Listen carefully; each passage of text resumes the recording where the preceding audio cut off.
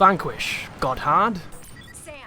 No death, max time bonus. This is the mission 5-1, and according to the Google Translate woman, this is a French word, and it is pronounced DENOUMENT, which I don't even know. I have no idea. I trust Google sometimes.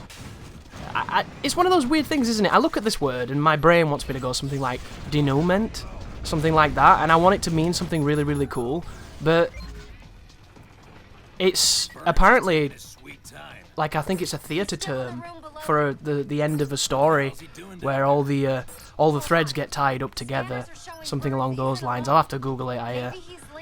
It's one of those words that I knew, but I didn't know how to say it, I think.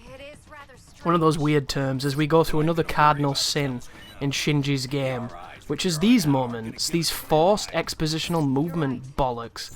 Like, do you think they're hiding loading triggers or something with that, or did he just need to shoe-fist? Shoe-fist? Is that the word? Shoehorn some things in. I think shoe-fist is the new word, right? The shoe-fist. The legend of the Foot Clan and their elite soldiers, the shoe-fist. But move over to this doorway and then start dealing death on these first Gorgies. There's going to be a gold one in there, so don't let him get too much of an advantage. There's a guy on a turret. Make sure that the collision doesn't stop you killing him. And then from inside here, you want to kill the last remaining guy, which is this fella, who he will kill you instantly if you're not careful. Very dangerous, man. Do some of the shoot dodging if you can. Use your AR, put him down, and then we can get onto the turret. You want to shoot these barrels with the heavy machine gun. It's the only thing that seems to move them effectively, as you'll notice just now. Like that. There you go. And then we can start killing the buzzard. So the strategy here is simple. If the buzzard does any kind of attack towards you, get off the turret and dodge. If you don't, you can get killed, or you can be put into crit, you can be knocked off. It leads to generally frustrating things, so it's better to just practice getting off the turret, doing some boost cancels, some boost dodging, and getting back on the turret to deal damage. Once you get the buzzard past half HP, he's going to drop down here and you're going to be gifted a checkpoint, but once again, do not stay on the turret for too long, or it can end very badly.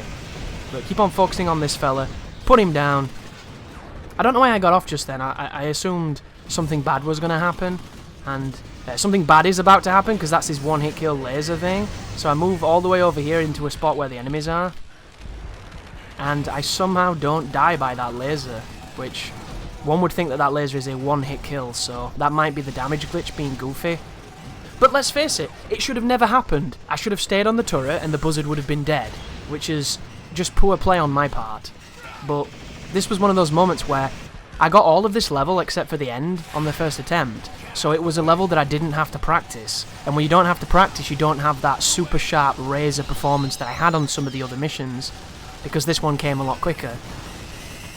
And all we have to do now is get rid of the Romanovs. So use this particular piece of the door to start shooting around the corner, to keep an eye on your map as well. You'll notice there's a lot of Gorgies that are pushing to your left. If anybody flanks you when you're at that doorway, you're going to die.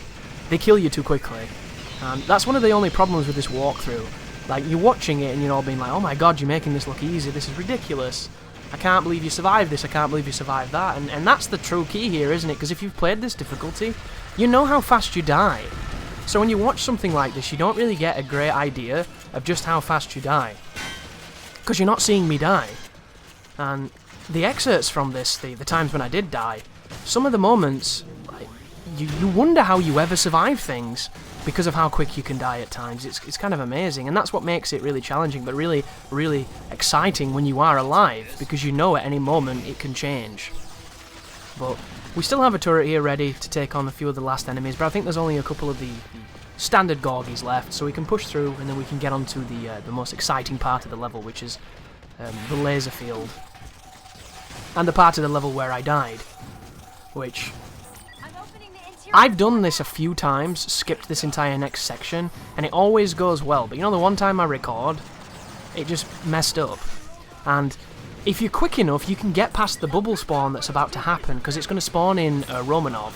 But what you want to do, hit this cover, use a cigarette, and then boost all the way past the enemies that are spawning. If you do this quick enough, you won't get hit by the lasers, you will get past those pieces of barrier, and then you will not be affected by the spawn bubble. But of course, I wasn't quick enough, so I get put in this really weird situation where I have to flee, and then right now, I'm thinking about using a cigarette or just completely skipping it, and thus I completely skip it. And the joys of this is that it's going to give you a nice advantage on getting the time on this level, and the time on this level is not the most difficult one, but like any time bonus, it's quite strict, and there's this weird mandatory waiting for the team to get to the doorway at the end of this level.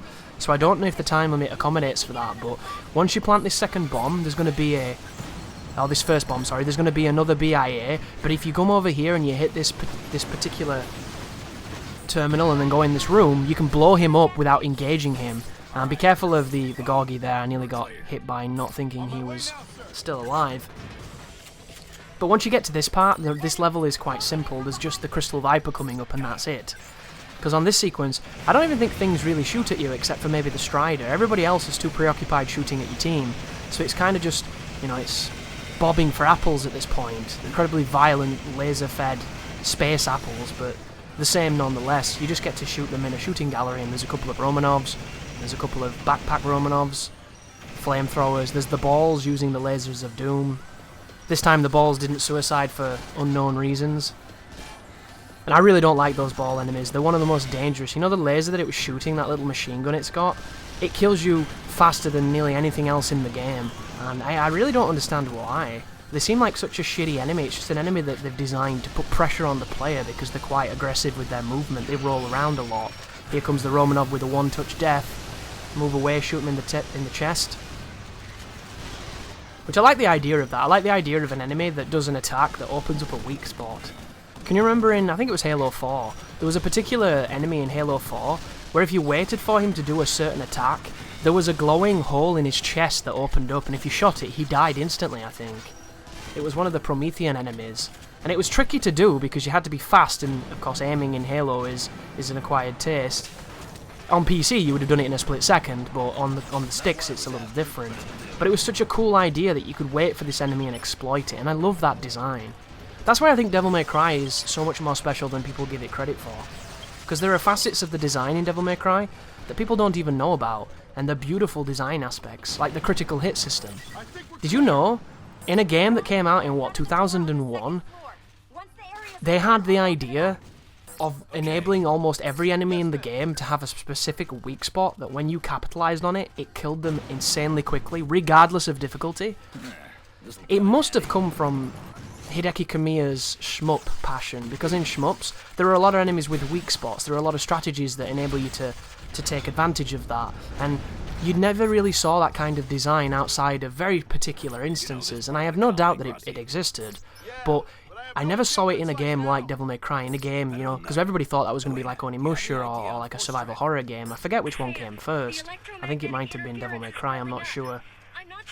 But to have that kind of system in that kind of game is such an interesting thing, because for the most, nobody knows about it. The game doesn't really tell you too much about it. Back then you didn't have a million internet pages explaining every bit of the minutiae of every detail of every mechanic. So you had to figure that shit out yourself, and a lot of the times you just kind of didn't. And Onimusha was another game that followed a very similar trend, I should say, where the Isen technique was rewarding timing, spacing with incredible damage, and it was one of my favourite counters of any game I've ever played. And it's so clever. And nowadays, I think we lose a lot of these depth, a lot of these great Japanese archetypes that they've introduced to the world, and then now what do we get? Chest-high walls and peoples who you can't see the difference between their traps and their necks because it's one giant muscle. Just generic garbage. But here is the Crystal Viper. A little tip with the Viper, when you're shooting him, if you tap X while you do it, you can counter any of his attacks while still doing damage to him. The problem is there are some attacks he does that he doesn't do he actually doesn't telegraph, he just does them and you don't get the opportunity to counter them. It's pretty much the Resident Evil special, where you think you're going to get a prompt and you don't. And I don't know why Shinji Mikami persists with this particular mechanic. It should always give a prompt or never give a prompt. There should never be ambiguity, but he does. So we do the Viper the same way we've always done him. We exploit his fundamental weakness to EMP. We charge a big punch, we take him out, and then we push forward, and I believe that's the end of the level. So you can pick up a rocket launcher if you want to and carry it into the next mission, and it could help you against burns, and I would recommend that you try and do that, but I'm not going to, because I think I ended up having to restart this mission because I finished it several times and didn't get the time bonus. And when you do that, there's no way to restart from your old save, I don't believe, so you have to restart, which is a bit frustrating. But there was the time limit, there was the no deaths. Thank you for watching, and you take care now.